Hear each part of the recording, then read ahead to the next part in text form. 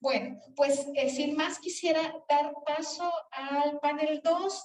Invitamos a Carla Galicia del Centro de Derechos Humanos Seferino Ladrillero, el compañero Vidulfo Rosales es el compañero abogado del Centro Tlachinolan. Él va a estar en línea, posiblemente se retrase unos minutos porque estaba atendiendo un caso allá en Guerrero. Hacemos un pequeño ajuste nada más en el orden de las participaciones. Vamos a dejar a Vidulfo al final, ¿no?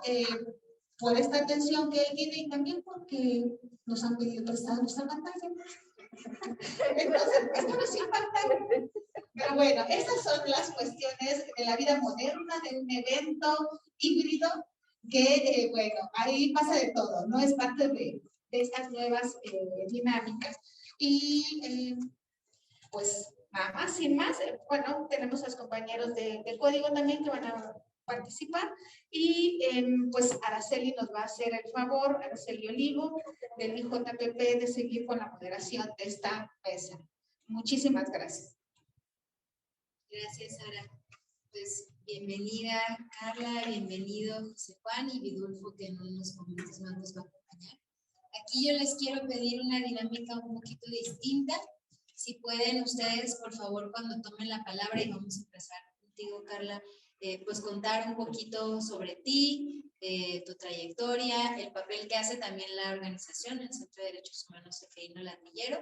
Tienen 15 minutos, entonces empezamos contigo, Carla, por favor. Buenas tardes, me llamo Carla Alejandra Galicia Cortés y bueno, soy responsable del área de enlace del Centro de Derechos Humanos Seferino Ladrillero. Pues su trabajo lo lleva en diferentes espacios del territorio, pero especialmente nacimos en el Estado de México. Y bueno, también acompañamos casos de Oaxaca, de Baja California, también de Guerrero. Y pues también ahorita este espacio que nos están permitiendo acá nos permitirá también compartirles un poco de cuál es el acompañamiento que estamos haciendo desde el centro. Y bueno, también agradecer a las compañeras, a los compañeros y a las compañeras que organizaron este espacio para compartir más sobre las situaciones que se están viviendo, especialmente en el Estado de México. Y justo pues me gustaría comenzar hablándoles un poquito sobre el contexto que se está viviendo en el Estado de México. Y creo que recuperar la palabra que se ha estado compartiendo en este espacio, ¿no? De las compañeras y compañeros que pasaron anteriormente. Y justo es que la tortura, podríamos decir que tiene como consecuencia el injusto encarcelamiento de personas y también de defensoras y defensores. Y creo que el centro más bien ha trabajado en este espacio que es el sistema penitenciario, el sistema carcelario. Y creo que nos gustaría cómo abordarlo a partir desde aquí, porque el Estado de México es un estado que es reconocido por una sobrepoblación de personas privadas de la libertad. Y justo nace desde la organización de familiares, un colectivo que se llama Haz Valer Mi Libertad, en el cual los familiares, especialmente las madres, de las personas que se encuentran privadas de la libertad, empiezan a reconocer que sus hijos sufrieron violaciones a sus derechos humanos. Y justo una de las violaciones que se evidencia en todos los casos es la tortura. Y bueno, estas madres se organizan y justo lo empiezan a visibilizar y entonces empiezan a exigir, ¿no? A exigir la libertad de sus familiares, quienes desde acá, desde el centro, junto con el colectivo, les damos el nombre y el reconocimiento como injustamente presas, presos o preses, ¿no? Porque pues claro, acá también la diversidad se encuentra en esta situación. Entonces, nace esto, ¿no? Empezamos a nombrarlo, empezamos a dar cuenta de estos hechos y se construye una ley de amnistía a nivel Estado de México. Creo que es importante mencionar la ley de amnistía porque justo creo que es como una posibilidad, ¿no? De evidenciar estas situaciones que se están dando. Pero claro, antes de compartirles un poquito más de por qué destacamos también la importancia de que se garantice y se lleve a cabo la ley de amnistía a nivel Estado de México. Me gustaría contarles cómo es todo esto que nos llevó justo también a evidenciar situaciones de tortura. Y bueno, nos gustaría compartirles que el centro aborda este caso de la tortura a través de analizar el injusto encarcelamiento, considerando que en el Estado de México existe esta sobrepoblación carcelaria, ¿no? Y nos cuestionábamos por qué existe una sobrepoblación carcelaria, ¿no? Y pues decíamos, claro, por la fabricación de delitos, ¿no? En este caso también es la fabricación de culpables. ¿Por qué fabricación de culpables? Porque viene este proceso de detenciones arbitrarias, de tortura, pero no solo eso, ¿no? Es como, justo como compartían en la mesa anterior, es un sistema, ¿no? Y este sistema tiene la característica de que criminaliza a la pobreza, ¿no? Criminaliza a las personas que tienen un tono de piel moreno, negro, ¿no? Personas indígenas, personas que también se organizan y pues protestan, ¿no? Y justo nosotros también como queremos destacar esto, de que la criminalización es otra característica, ¿no? Que viene acompañando el injusto encarcelamiento de personas.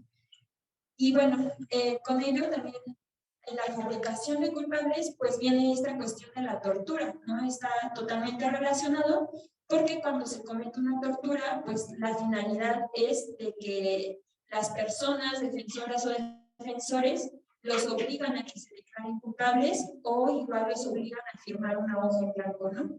Ahí en el colectivo hemos visto bastantes casos que coinciden en que los torturan, que claro, los llevan a un sótano, como ya lo compartían, y les entregan una hoja en blanco y los hacen que firmen, ¿no? Y pues obviamente ya eso los hace como, pues ahí ya se empieza a fabricar todo esto. Quizá ni siquiera todavía hay una fabricación de delito, pero ya con el hecho de obligarlos a que firmen una hoja en blanco, ya denuncia algo, ¿no? Y bueno, esta es como de las situaciones que se ven en los diferentes casos que acompañan colectivas Valer Mi Libertad, que pues también acá les invito a que se pueden, pues, lean un poco sobre los casos, sobre todo porque creo que también es importante que la tortura, bueno, hacerla evidente, ¿no? Y visibilizar esta situación. Por eso también creo que es muy importante acompañarlo desde la movilización social, desde el aspecto político, ¿no? Que acompaña lo jurídico. Porque claro que haciendo evidente esto, pues tenemos como otro espacio de lucha, ¿no? Podríamos decirlo, el jurídico puede estar acompañado de lo político, ¿no? Y bueno, pues ya también como compartirles un poquito más, pues nos hemos dado cuenta que, claro, la fabricación de culpables son con delitos de alto impacto. Entre ellos está el homicidio, el secuestro, la delincuencia organizada y un caso particular, que es el caso de la defensora Inés Hernández Montalbán, es el robo con violencia moral, ¿no? En el Estado de México, porque tiene 9 causas ahorita y pues son 2 a nivel Estado de México y las otras a nivel federal, pues por ataques a vías de comunicación. Y bueno, en esto pues también consideramos que a pesar de que se demuestra un peritaje o un protocolo, usualmente la protección a los derechos humanos pues se ve vulnerable, ¿no? Porque justo los motivos son a partir del juez, ¿no? Que tiene como la decisión y el juez puede reconocer, ¿no? Puede resolver que sí fue torturada o fue torturado, pero que eso no influye en el proceso penal y mucho menos en la culpabilidad, ¿no? Y también otro caso es que hemos escuchado a los jueces decir que justo se manifiestan que sí fue torturada o torturado, pero que no lo manifestó a tiempo, ¿no? Entonces, vean lo complicado, más bien lo complicado, bueno, creo que no es que solamente yo comparto, es un coraje, ¿no? Es un coraje que escuchar que en una audiencia a tu hija, hijo, pues le digan este tipo de cosas, ¿no? Y bueno, justo por eso queremos también destacar que la criminalización aquí se visibiliza mucho, ¿no? Porque a pesar de que se hayan mostrado los peritajes o los protocolos, pues los jueces sostienen que no, que aún así ellas o ellos o ellas cometieron el delito, ¿no? Y eso es lo que nos preocupa a nosotras, ¿no? La liberación de personas injustamente presas.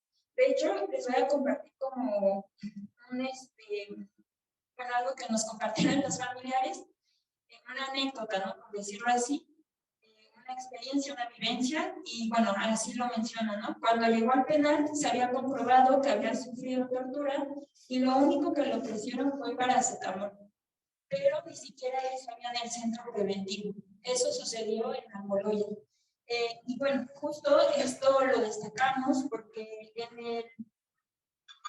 en el Índice Nacional de Monitoreo de Derechos Humanos de las Personas Privadas de la Libertad, pues el Estado de México, en el índice de tortura y malos tratos, es el primero, ¿no? El que encabeza esta lista, desafortunadamente. Y justo pues el Centro de Derechos Humanos, el Reino Ladrillero, junto con las colectivas, con el colectivo de Asvaldas de Libertad, queremos como dar cuenta de ello, ¿no? Que las personas privadas de su libertad han sufrido tortura no solo física, sino también psicológica. Y bueno, que claro, les nombramos como injustamente presas y presos porque pues sufrieron detenciones arbitrarias, ¿no? Fabricación de carpetas. Y pues también a mí me gustaría como hablar un poquito sobre la situación de la defensora Kenia, quien ahorita se encuentra en un penal de máxima seguridad en el Ceferezo 16 de Morelos. Y claro que nosotros queremos destacar que Kenia sufre tortura psicológica dentro del penal. ¿Por qué? Porque Kenia se ha referido que justo a su llegada en el penal la aíslan, ¿no? Entonces la aíslan, pero no solamente eso, ¿no? Kenia también hay, lo voy a decir como en sus palabras, también para no equivocarme, y ella dice que quisieron desalojar un pabellón de 29 celdas para recluirla ahí y mantenerla en total aislamiento. Esto porque según dicen que es una interna peligrosa. Y esto pues tiene que ver todo con su proceso, ¿no? O sea, su proceso penal, que los jueces se han referido a ella, que es peligrosa porque incita a la organización, ¿no? Tienen que saber que Kenia pues está ahorita en un penal de máxima seguridad, injustamente presa también, porque ella se organiza y pues protestaba, ¿no? Y tomaba las casetas, pero claro, pues aquí también queremos hacer evidente que sigue existiendo la criminalización. Y bueno, creo que no solamente nosotras lo destacamos, sino también ya ahorita en un comunicado de prensa la Comisión Interamericana de Derechos Humanos ya se pronunció que Kenia está siendo el ejemplo de la criminalización en México y pues una criminalización que quiere inhibir la organización social, ¿no? Y bueno, también compañeros de la frontera también han sostenido que si Kenia no fuera una mujer afromexicana, indígena, campesina, pues la historia sería diferente, ¿no? ¿Y a qué se refieren con esto? A que están criminalizando también a Kenia por ser mujer y por ser indígena y también por ser afromexicana, ¿no? Entonces, pues sí es como importante también tomar en cuenta que la tortura psicológica muchas veces se normaliza, ¿no? Muchas veces ni siquiera se hace una investigación de eso, porque pues podríamos decirlo que para ellas y ellos no hay pruebas, ¿no? Pero pues claro, en Kenia hubo una repercusión que la hayan aislado durante 11 meses en un penal de máxima seguridad sin contacto con nadie más, ¿no?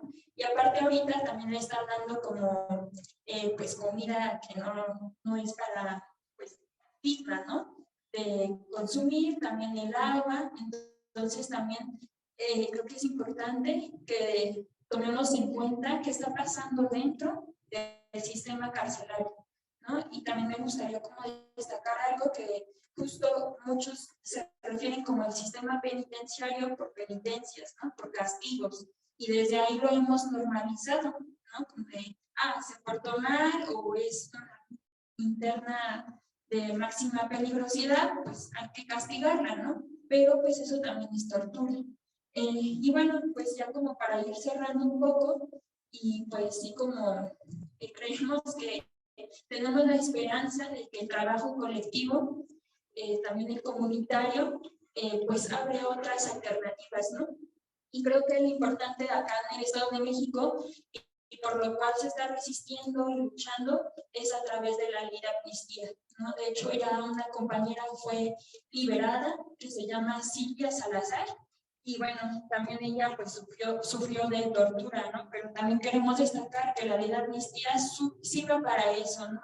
Para amnistiar a personas que hayan sido torturadas y que también se hayan fabricado delitos y que hayan sufrido detenciones arbitrarias. Y bueno, pues creo que ya como para ir cerrando las exigencias que desde el centro nos gustaría como pues otra vez nombrarlas, pues sería justo la liberación de la defensora Kenilís Hernández Montalbán, pero no solamente de ella, ¿no? Sino también de todas, todes y todos los que han sido torturados, y no solamente en el Estado de México, sino en todo el país, ¿no? Y también quizá una propuesta que traemos acá es que se implemente un personal especializado en la aplicación del protocolo de Estambul en las comisiones locales de derechos humanos, porque pues casi no hay, ¿no? Y eso creo que también es preocupante, porque justo quienes realizan esto, pues forman parte del sistema, ¿no? Y son muy discriminatorios o ni siquiera lo consideran, ¿no? Por eso también hay que volver a considerar que la criminalización por el color de piel y la pobreza sí influyen, ¿no? En estas decisiones que pues mantienen a personas injustamente presas. Muchas gracias, Carla. Y qué bonito, la verdad, saber que también en otros estados, bueno, ya nos contaban en Chiapas, en el Estado de México, sabemos que en otros lugares también los familiares se están organizando, ¿no? Creo que es algo que, una enseñanza muy importante que dejó la coordinación entre familiares de sobrevivientes, perdón, de personas desaparecidas en México.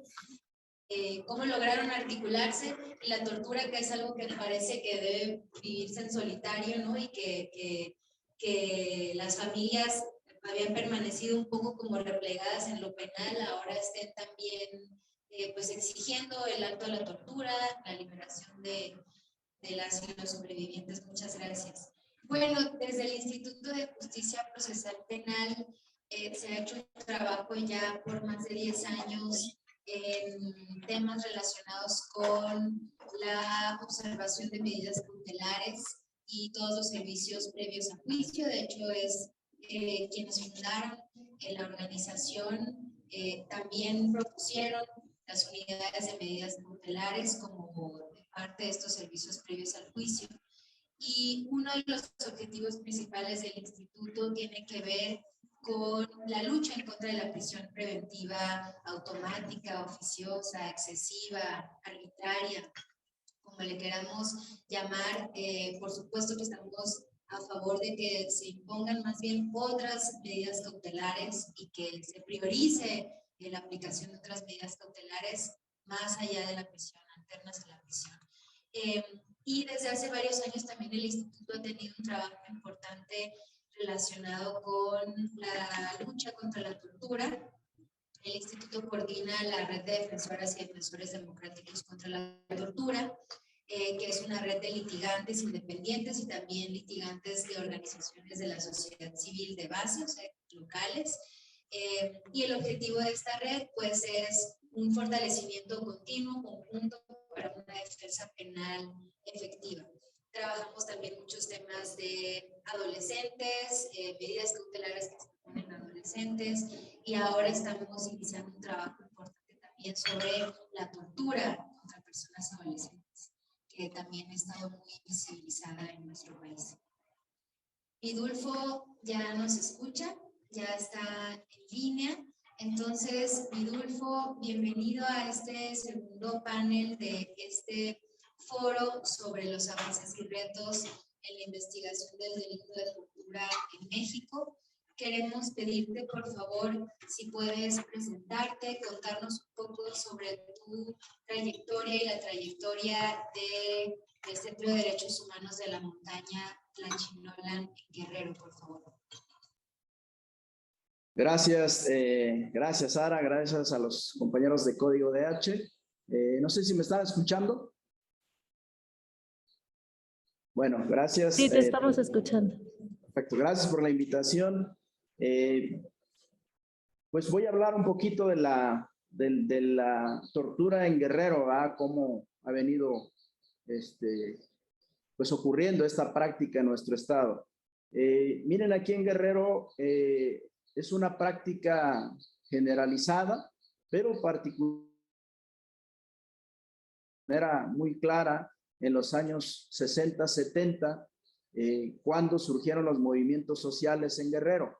Entonces hubo una gran cantidad, el gobierno utilizó esta práctica, este método contra la disidencia política o los movimientos sociales que surgieron en aquel tiempo, los movimientos de Genaro Vázquez, de Lucio Cabañas y todo el Partido de los Pobres y aquellas comunidades que se consideraban pues con vínculos con estos movimientos sociales, pues sufrieron la tortura. Varias comunidades, varias personas, incluso se habla de que varios fueron pues muertos en la tortura. Pues ahí están los casos de Rosendo Radilla que nos puede ilustrar un poco. Está brevemente el informe de la FEMOS y algunos trabajos que también hizo la Comisión para la Verdad en el estado de Guerrero, que en el año 2011 se creó una comisión que no tuvo un feliz término, pero hay un informe, ¿verdad?, al cual se puede acceder y ahí nos podemos dar cuenta un poco de este fenómeno de la tortura en Guerrero, pero sí, basta decir que fue una práctica recurrente. Posteriormente, otro pico, digamos, de donde se estuvo torturando a las personas fue en el año 1996-97 con el surgimiento del Ejército Popular Revolucionario, que es, digamos, el resurgimiento en Guerrero de estos grupos revolucionarios, de estos grupos de insurgentes que se planteaban pues un cambio por estos medios.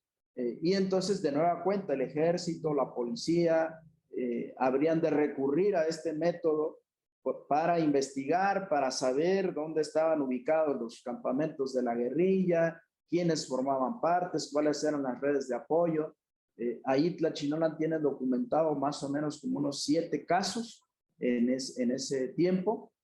Me parece que el Centro de Derechos Humanos José María Morelos Pavón tiene alrededor de 12 casos de campesinos, activistas, que los consideraban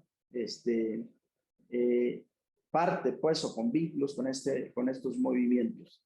Y bueno, en nuestra práctica, en nuestra experiencia, nosotros hemos documentado que he hablado ahorita de estos 2 momentos especiales que sí fueron alarmantes en Guerrero, primero en los años 60, 70, contra un movimiento social muy focalizado, y luego en 1996, 97, hasta 2001 todavía, se practicó mucho la tortura en Guerrero con muchos casos que hubo en Guerrero, producto de este movimiento que estaba aconteciendo en nuestro estado. Y entonces podemos ahí contar pues demasiados casos. Fuera de ahí, comentarles que en la fiscalía, las fiscalías en Guerrero, yo creo que en varias partes del país, pero bueno, yo hablaré de Guerrero, es una práctica, es un método de investigación. La tortura es utilizada como un método para investigar los delitos. Y por ahí hay hasta frases de algunos ministerios públicos, incluso la policía, que dice, bueno, pues es que si no los golpeamos nosotros, si no los presionamos, pues no nos van a decir, pues nunca vamos a saber del delito, ¿no? O sea, es tan normal en las fiscalías que a veces hasta los ministerios públicos te dicen, es tan normal que un policía diga, oye, pero es que si yo no presiono a esta persona, pues no voy a saber si mató o no voy a poder resolver el homicidio tal cual o la violación tal cual, pues tengo que el secuestro tal que haya ocurrido, pues no lo puedo resolver, tengo que torturar. No te dicen así, pues, pero tengo que presionarlo, tengo que sacarle la verdad, ¿no?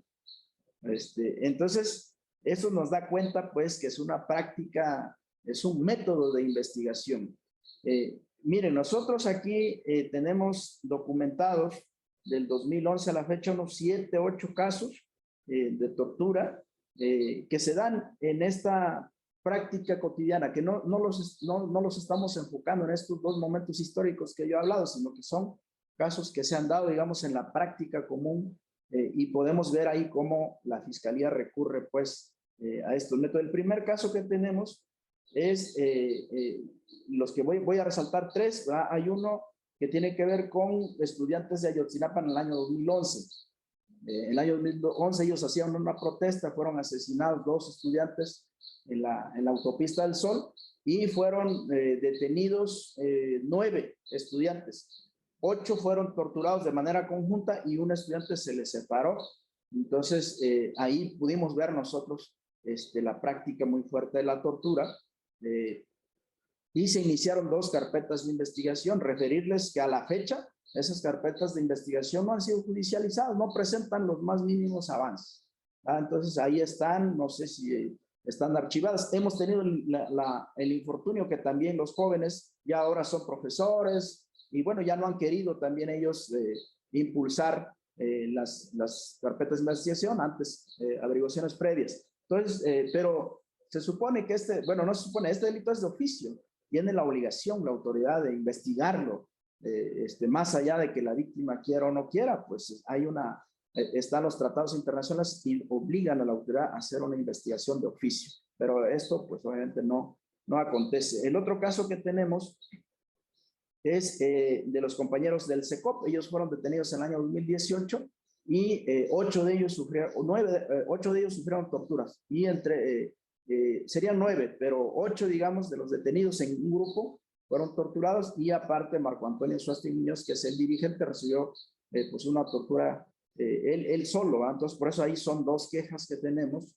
digo, dos denuncias que también se abrieron, 2 carpetas de investigación. La misma situación, compañeros, se presentan el mismo nivel de estancamiento, no hay mayores avances en esa carpeta de investigación.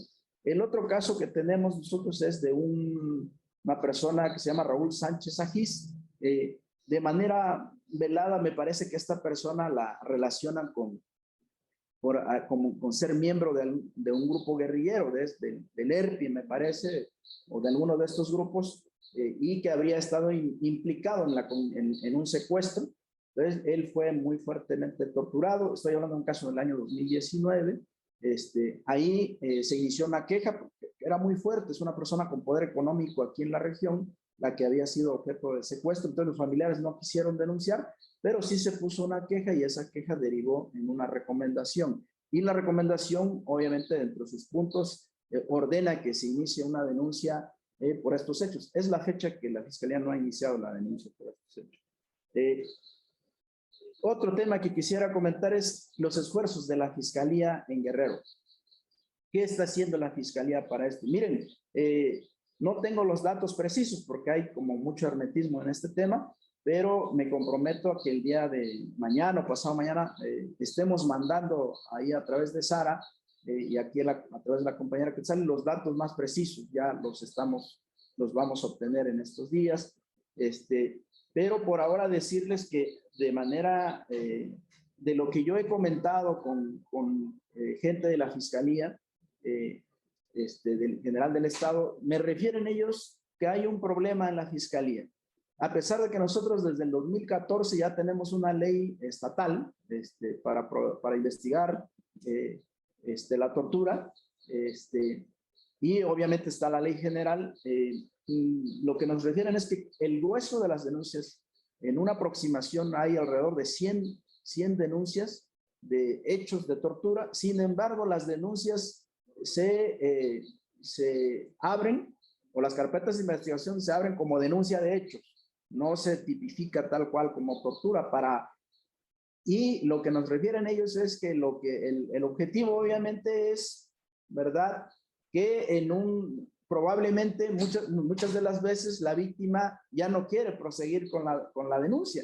Entonces, mira, pues yo ya no la ratifico, ya no quiero nada porque estoy recibiendo presión de la policía ministerial o de otras personas, y entonces ya no ratifica la denuncia. Al no ratificarla, ya no sube al rango de tortura, se queda como una denuncia de hechos.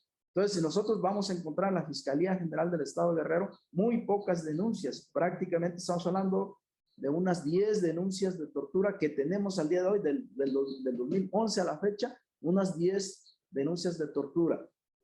De estas 10 denuncias de tortura no tenemos una sola judicialización y mucho menos condena. Entonces, eso es lo que vivimos en el estado de Guerrero. El otro problema que hay en la Fiscalía, compañeras, compañeros, es que no se cuenta con un personal multidisciplinario para que pueda investigar la tortura. Y el personal que hay no está capacitado en los protocolos para la investigación investigación eficaz de la tortura. Entonces no hay un médico especializado, en todo el estado de Guerrero no hay un médico especializado en la tortura, no hay un psicólogo para que pueda aplicar el protocolo de Estambul. No se aplica. A menudo la Fiscalía tiene que recurrir a FGR, a la Comisión Nacional, y muy poco se aplica el protocolo de Estambul. Por eso nos habla de que no avanzan las investigaciones. Yo hablaba con una abogada de ahí de la Fiscalía y me decía, oye, pues yo cómo voy a investigar la tortura si no tengo médicos, si no tengo psicólogo, y si yo le pido a la FGR, a veces la FGR pide que le tengamos que pagar sus traslados y la Fiscalía aquí no me quiere liberar los recursos. Entonces es todo un problema y por eso pues no avanzan las denuncias, ¿no? Eso es lo que nosotros pudiéramos enumerar respecto de lo que está aconteciendo, digamos, en las fiscalías. Y un último punto que yo quisiera comentar, que me parece grave también, es lo que tiene que ver con la reticencia de los jueces de control. Estoy hablando de un nuevo sistema hoy en día que se supone más garantista, más vigilante de los derechos humanos, más expresamente el Código Nacional de Procedimientos Penales prohíbe incorporar prueba ilícita dentro de los juicios o dentro de los procesos penales. Mira, sin embargo, la práctica que nosotros vemos es que no es así. Hay mucha reticencia todavía de los jueces para excluir la prueba ilícita obtenida mediante la tortura. Y tenemos dos experiencias. Tenemos el caso del SECOP, donde fueron torturadas estas personas. Entonces, ahí nunca se quiso excluir la prueba que fue obtenida mediante tortura. A lo más que llegó la juez es a dar vista al Ministerio Público para que iniciara una investigación por los hechos de tortura. Y se inició la investigación y ahí está, no tuvo mayor. Terminó el juicio, imagínense, el juicio terminó, que duró como un año, y la tortura no tenía los mínimos avances, ni para usarla en el proceso penal o en el juicio oral como una prueba superviniente, un elemento, un medio de prueba que se pudiera usar dentro del juicio para ayudar a los compañeros y poder excluir las pruebas. Nunca se pudo porque el proceso penal que enfrentaban ellos por homicidio, los compañeros del SECOP, terminó antes y la denuncia es el momento en que no se ha judicializado ni siquiera se ha aplicado el protocolo de Estambul en esa denuncia. Entonces hubo muchas reticencias ahí. El otro caso es el de Raúl Sánchez Agis. Él está acusado, repito, por secuestro. No fuimos defensa, sin embargo yo estuve atento a la audiencia y pude darme cuenta, ¿verdad?, cómo el compañero Raúl relató que fue objeto de tortura durante 8 días. Y durante todos esos 8 días se estuvo obteniendo un montón de prueba ilícita. Se obtuvo un recado que lo hicieron, lo obligaron a que él escribiera ese recado donde él pedía el rescate. Lo obligaron a que él hiciera llamadas, lo trajeron de Chilpancingo aquí a la región de la montaña Antlapa para que él ubicara lugares y se hicieran los dictámenes de criminalística. Acá puedes decir como unas 20 pruebas se obtuvieron durante esos 8 días.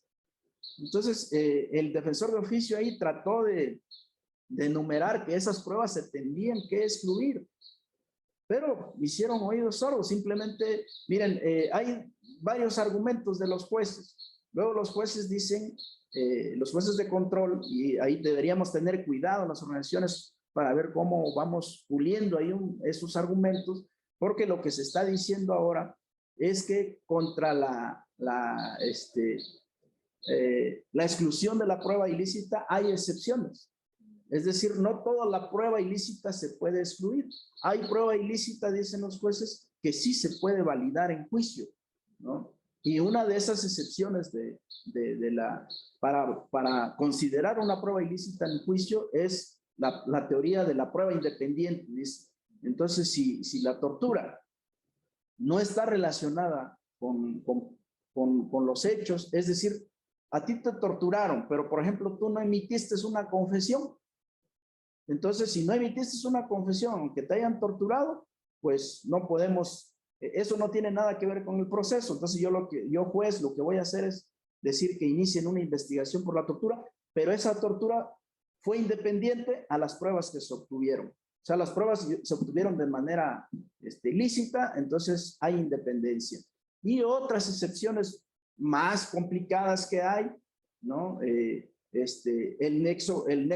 vínculo o nexo causal atenuado dice que si no, por ejemplo, si alguien es torturado y emite una confesión con defensor ante el defensor, digo, ante el Ministerio Público, y emite una segunda declaración y vuelve a confirmar su confesión, por ejemplo, y está con un defensor y la emite con juez, dice esta teoría del nexo causal atenuado, que entonces ya se valida esa confesión, aun cuando haya sido obtenida bajo tortura, pero si es rendida con el Ministerio Público primero y es rendida de nueva cuenta con un juez y vuelve a declarar y vuelve a confesar la persona, entonces ahí se atenúa el vínculo, dicen ellos, y por lo tanto sí se valida esa prueba. Y hay otras, compañeros, otras excepciones, me parece hay como 9 excepciones, de momento yo aquí no las tengo y sería muy largo también poder explicarlos porque es todo una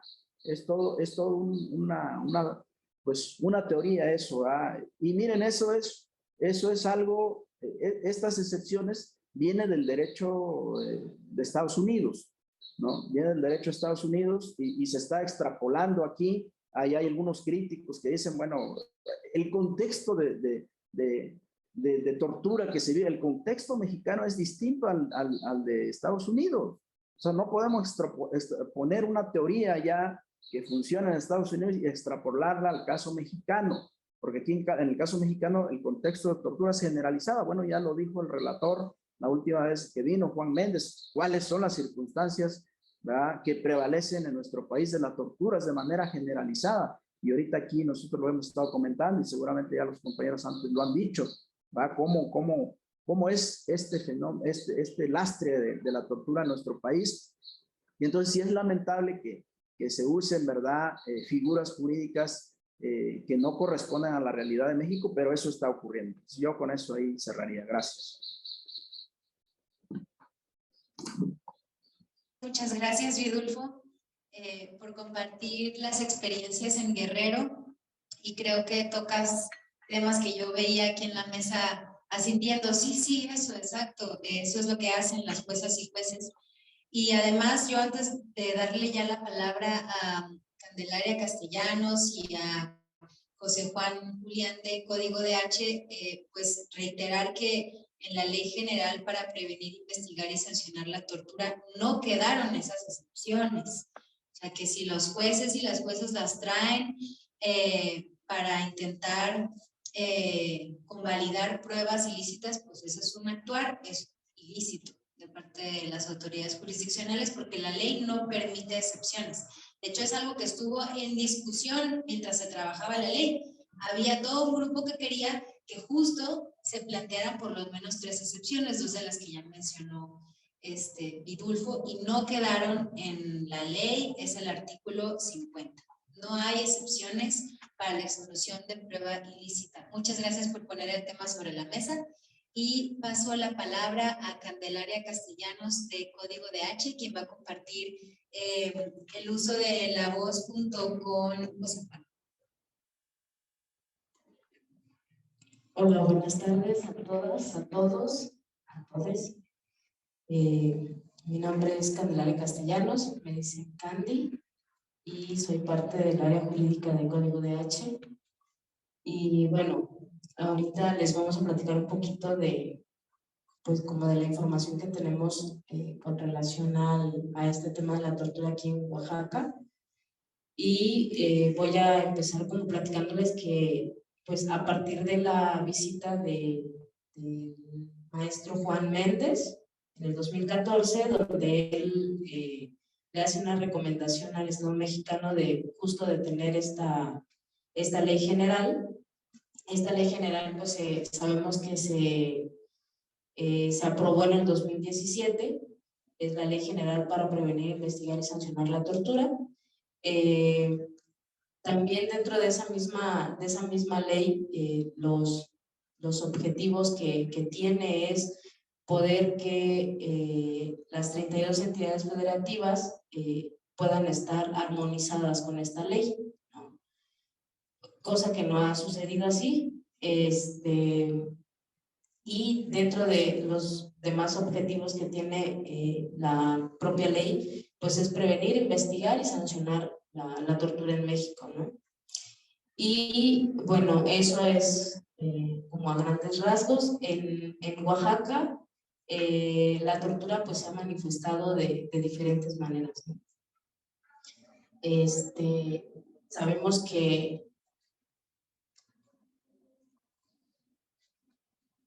ahí traje un poquito de información. Que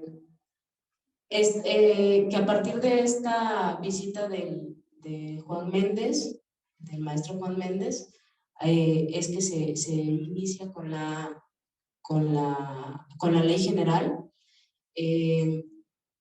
Los objetivos, pues como les comentaba, ¿no? Son pues poder usar las 32 entidades federativas, o la ley de las 32 entidades federativas. En Oaxaca específicamente, pues no contamos, bueno, en papel está una unidad especializada contra la tortura, pero pues físicamente no está, ¿no? Esa es una de las exigencias que tenemos como Código DH, que se pueda, pues que por lo menos nos digan que sí hay un personal adscrito a esta unidad especializada.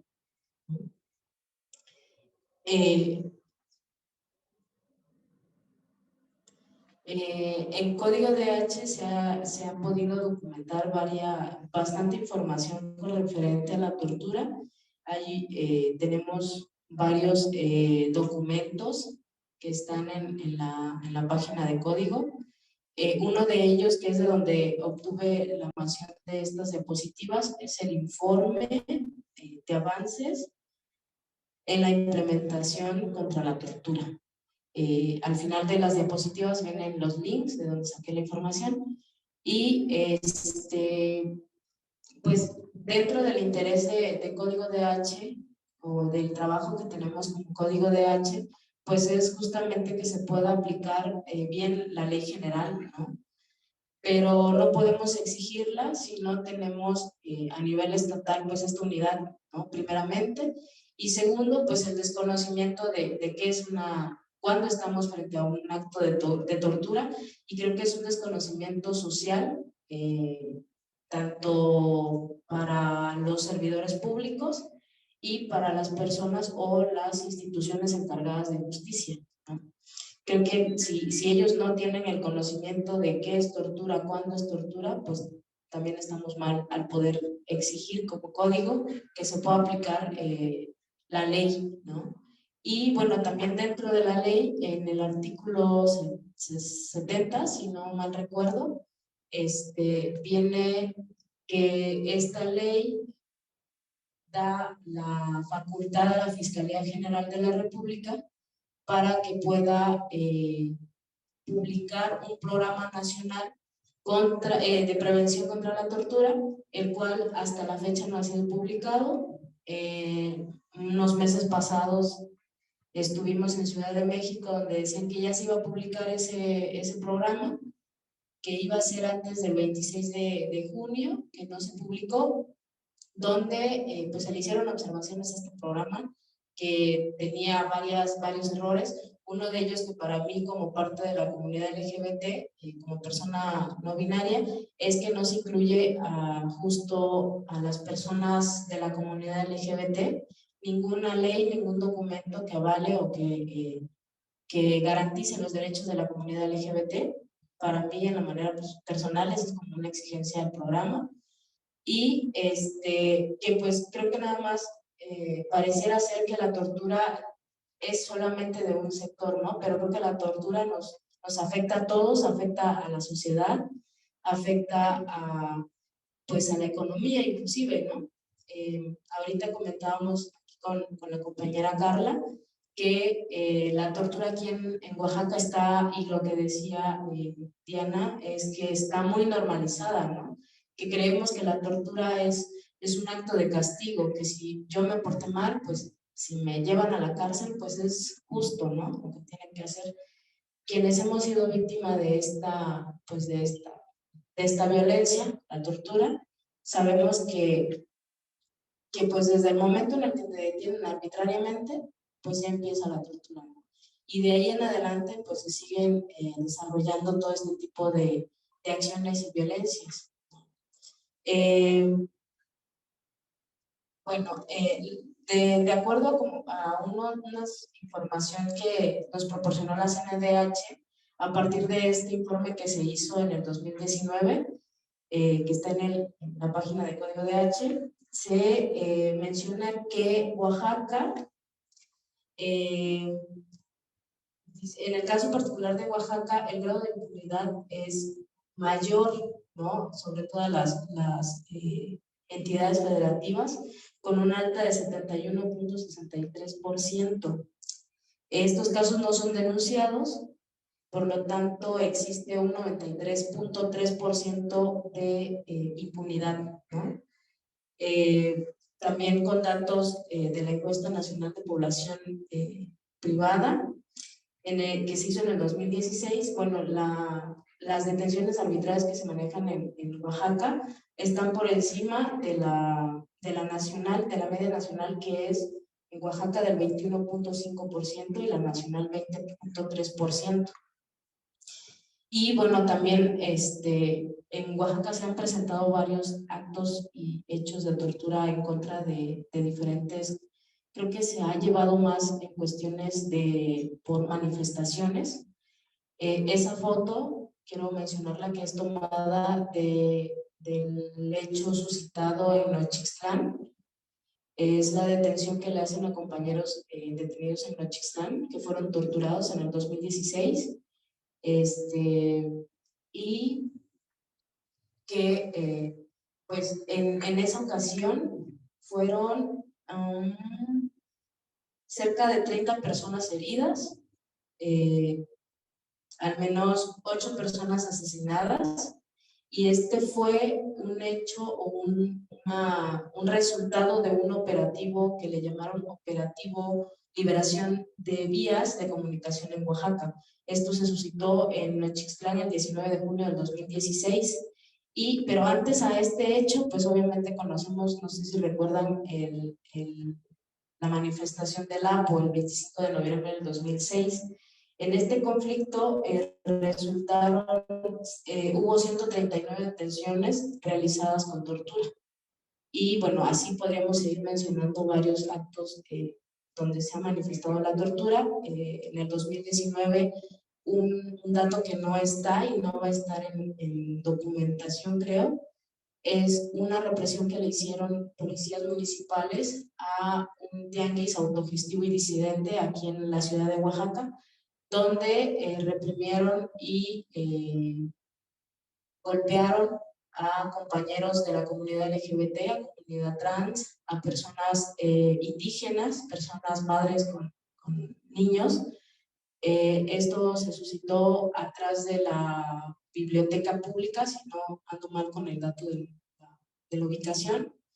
Y esto fue a raíz de una queja que presentó una persona familiar de un notario público, porque se creen dueños del parque. Entonces pidieron a la policía que pues, quitaran a las personas que se estaban manifestando, porque varios se quedaron sin empleos, y aparte pues es un espacio público, ¿no? Entonces desalojaron este espacio, hay queja ante la Defensoría, queja que pues está parada porque pues no hay más, ¿no? Y bueno, así podía mencionar otros actos más de tortura, pero para eso también, bueno, le voy a ceder la palabra, licenciado. Gracias, Candy. Pues buenas tardes a todos, a todas. Voy a tratar de ir complementando un poco también la información que ya colocaba Candy. Si buscamos datos específicos, por ejemplo, de carpetas de investigación, averiguaciones previas, legas de investigación sobre el tema de tortura, nos vamos a dar cuenta que tenemos un subregistro, ¿no? O sea, realmente no tenemos una fuente fidedigna y clara, ¿no?, que nos pueda ofrecer como datos muy concretos. Si buscamos, podemos encontrar como distintas fuentes de información, y ahí yo quisiera colocar, por ejemplo, los datos que hasta el 2020 se manejaban dentro de esta página de monitoreo de casos o del cumplimiento de implementación de la Ley General contra la Tortura, y nos hablan en el caso de Oaxaca por lo menos de 366 carpetas de investigación por tortura, de las cuales, si nos vamos a revisar y a contrastarlos con el tema de cuántos se han judicializado, pues vamos a ver que efectivamente es mínimo, y además cuántos con sentencia vamos a encontrar que es cero, ¿no? Entonces, esto lo coloco porque de nuevo marca un escenario que pareciera es común con lo que ocurre en otros estados. Oaxaca no es la excepción, ¿no? Entonces, ahí complementando un poco lo que decía Candy. Lo otro, nosotros como código acompañamos, y voy a referirme a dos casos que utilizamos para poder ejemplificar cómo no se ha implementado la ley a la fecha. Voy a referirme a dos casos. Uno que inició en el 2012, formalmente en términos legales, aunque la detención de estas personas ocurrió en el año 2011. Y el hecho que ya colocaba Candy de lo ocurrido en el operativo de Nochixtlán. En el primer caso podríamos decir marca un parteaguas porque es antes del proceso de creación y de publicación de la Ley General, y en este caso estamos acompañando a dos personas afromexicanas que son acusadas de ser quienes asesinaron a una persona. Aquí el caso es interesante porque nos damos cuenta que la identidad cultural, que ya también lo colocaban hace rato, es un factor que genera una discriminación y un estado de vulnerabilidad para poder ejercer una defensa adecuada, ¿no? Ese es uno de los casos. El otro, como lo contamos, se presentó en el 2016, pero formalmente la investigación inicial recién está iniciando posterior a la ley, a la publicación de la ley. Creo que un primer obstáculo que seguimos percibiendo, se sigue presentando en el tema de la investigación de la tortura, es cómo se inicia. Es decir, cómo se da cuenta de la existencia de un hecho de tortura y cómo se inicia. En el primer caso que les decía, por ejemplo, la Fiscalía utiliza la tortura como un método de investigación y atribuye a la confesión de estas personas una validez de esta declaración.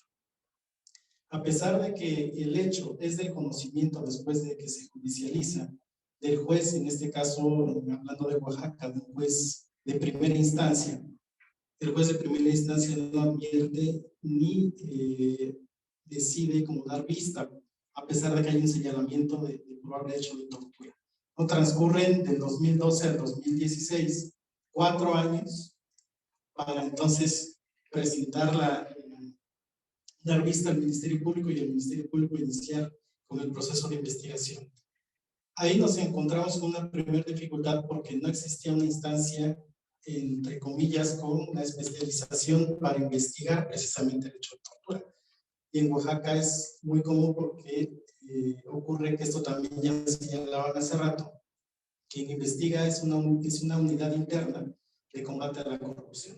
Es decir, lo toman como un hecho, no necesariamente como tortura, sino en tema de abuso de autoridad, en tema de que es investigado internamente. Entonces, no hay esa perspectiva ni ese estándar que nos pudiera ofrecer ya ahora con la ley general como un estándar mucho mayor protección. Esa es una de las primeras deficiencias. Y eso que trae consigo, ya lo señalaba también hace rato el compañero Vidulfo. O sea, de origen tenemos una carga que nos impide a la fecha como colocar el mejor estándar para la investigación. Un segundo hecho que también queremos señalar es que se sigue presentando como una dificultad, es el tema de una vez que tienen conocimiento del hecho probable de tortura, ¿qué es lo que tiene que hacer la Fiscalía? Y lo que decía mi compañera, lamentablemente no hay un conocimiento, a pesar de que estamos hablando de la publicación de la ley del 2017 a la fecha, más de 5 años, la Fiscalía sigue teniendo un incipiente conocimiento del tema. O sea, no hay una especialización.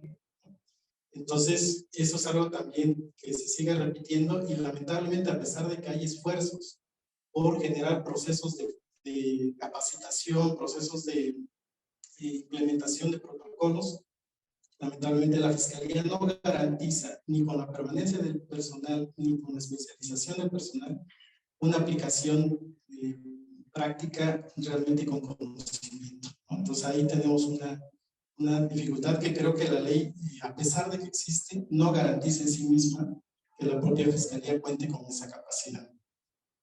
Y lo otro es que una vez que llega la noticia del probable hecho de tortura a la Fiscalía, al final de cuentas, un impacto que tiene la integración de esas investigaciones es que investigan a su propio personal, ¿no? Es decir, al final de cuentas, es un proceso como de autoinvestigación. ¿Por qué? Porque quienes están señalados, por ejemplo, en el primer caso que yo les comentaba, es personal que forma parte de la Fiscalía. Es decir, son ministerios públicos, son agentes estatales de investigación. Entonces, hay una relación o un escenario, ¿no?, al interior, obviamente, de la institución que permite precisamente que tengan conocimiento los perpetradores, ¿no?, de estas circunstancias y que puedan a su vez intervenir en las carpetas, puedan ofrecer pruebas. Es decir, el escenario que se coloca ahí es totalmente en contra de la ley. Y eso es un hecho que la ley, yo digo, a pesar de que marca ciertos elementos, no puede excluirla de este proceso de participación o de injerencia del propio personal de la Fiscalía de Investigación. Y eso tiene un impacto, lamentablemente, en las propias víctimas. Porque las víctimas en el primer caso, por ejemplo, están privadas de la libertad. Y al estar privadas de la libertad, la extensión del deber de cuidado y de protección que debiera tener las instituciones representan a su vez una posibilidad de estar en mayor vulnerabilidad. Entonces es algo que también nos hemos enfrentado y que se sigue presentando.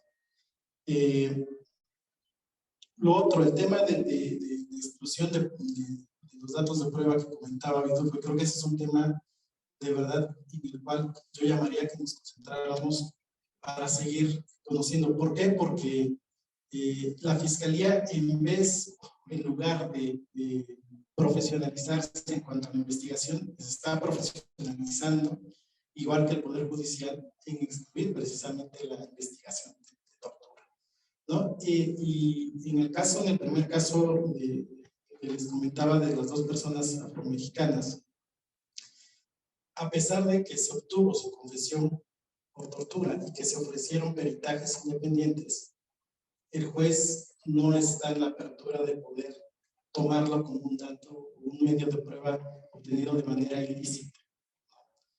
Y eso es algo que tiene un impacto, porque ¿cuál es nuestro temor? Que efectivamente, al estar acusados de un delito, el juez, para evitar excluir esta prueba, les dicte una sentencia condenatoria, ¿no? Entonces, ahí va a dejar sin sentido y sin efecto el tema de la investigación que corre en paralelo por la investigación de tortura. Entonces, Ahí me parece que sí es un tema que debemos de cuidar, debemos de continuar reflexionando, porque efectivamente, como comentaban ahorita, el artículo 50 y el 51 de la Ley General es muy claro cuando habla del tema de la exclusión de los datos. Sin embargo, del otro lado ya están sentando criterios.